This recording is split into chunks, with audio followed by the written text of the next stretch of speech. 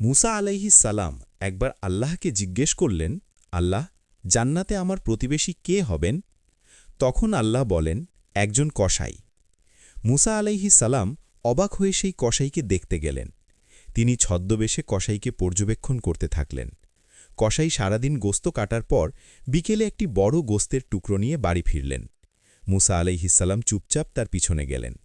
মুসা আলাইহিস সালাম তাকে বললেন, আমি একজন মুসাফির, আজকে রাতে আপনার বাড়িতে থাকতে চাই। কসাই বললেন, আহলান সাহলান, আসেন। মুসা আলাইহিস সালাম ঘরে ঢুকলেন। তারপর দেখলেন কসাই তার বৃদ্ধা মাকে গোসল করিয়ে দিলেন। তিনি নিজ হাতে গোস্ত রান্না করলেন, রুটি বানালেন এবং নিজ হাতে তার মাকে খাইয়ে দিলেন।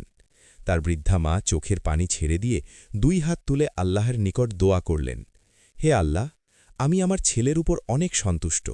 আমি চাই আমার ছেলে যেন মুসা কালিমুল্লাহর সাথে জান্নাতে থাকে। মুসা আলাইহিস সালাম তখন বুঝলেন কসাই কেন জান্নাতে তার পাশে থাকবে।